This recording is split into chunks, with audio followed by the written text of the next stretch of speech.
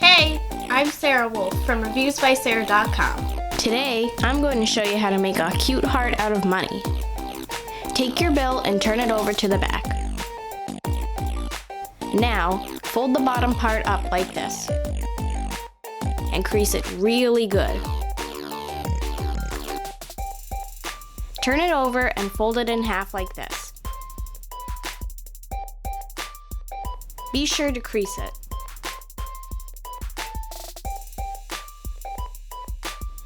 Fold up the one side like this along the middle crease. And then, fold up the other side like this.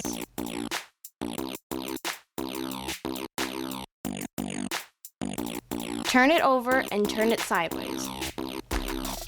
Fold the one corner down like this.